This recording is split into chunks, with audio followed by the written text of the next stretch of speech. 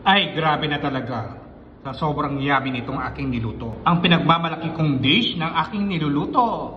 Dito na sa inyong harapan. Hindi po ako mapapahiya at mabibigo kapag ito inyong tinikman at sinubukan. Paano ko ba ito niluto? Panoorin po ninyo itong aking ginawang full video. Our ulam for today, white meat fish. Ito pa ang mga ibang ingredients na ating gagamitin sa pagluluto ng ating pananghalian for today. Hiniwa kong strips itong white meat fish. Timplahan at i-marinate muna natin siya. Lagyan natin to ng asin.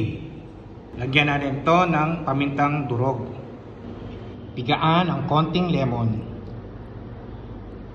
Lagyan natin ito ng 2 itlog. Naghugas po ako atin tong i-mix. Habang ito ay nakamarinate, tayo ay gagawa muna ng sauce. Well, prituhin ang patatas at ang carrots. Lutuin lang natin ito ng half cook lang Bahagya pa. Okay na sila. I-rest muna natin sila ng bahagya. Yung mantika na galing sa pinagprituan ng patatas at carrots. Bawang. Lutuin natin ito hanggang maging golden brown. Damihan natin ito ng sibuyas para mas lumami ang ating niluluto. At itong takpan. Isunod na ang kamatis. Lutuin natin ito hanggang magmantika ng bahagya. Takpan. Atin itong dunod-dunutin para lumabas ang sariling lasa ng kamatis. Sineparate ko lutuin itong luya. Okay na itong ating luya. Gagamitin natin kasi ito sa pagprito ng white meat fish.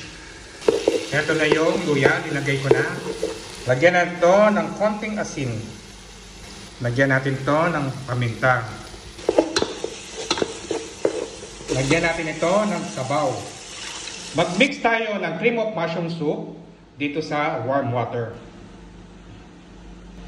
Atin itong halu-haluin ng mabuti. Ilagay na natin dito yung ating minix na cream of mushroom. Okay. Ilagay na natin yung patatas at carrots natin pinirito.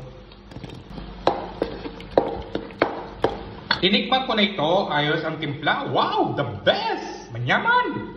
Ito yung pinaka-last part natin. Itong gulay na green pepper. Linagyan ko siya ng laurel. Okay na itong ating sauce. Mag-breaded tayo All-purpose flour po ang ginamit ko dito. Gaganyan ko lang yan. Ready na silang pirituin.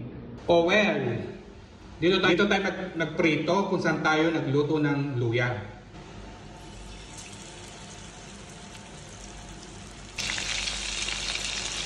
Ito yung first batch natin.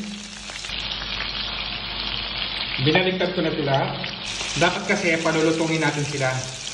Luto na ang first batch. Ito yung sa second batch natin. Binaligtad ko na sila. Luto na ang second batch. Luto na ang piniritong white meat fish. At pagkatapos, ilalagyan na natin sila ng ganito dito. At itong halu-haluin guys hindi ko na ipapakita sa aking video. Luto na ang ating ulam at ready na po itong i-serve. Kitams, ang dali lang lutuin, di ba? Nagluto po ako ng fish stew. Halip po kayo, kain tayo at saluhan ninyo ako. Sana po nagustuhan ninyo itong aking ginawang video. Thank you for watching. Follow me more. And see ya. Ingat po kayo parate at enjoy lang. Bye!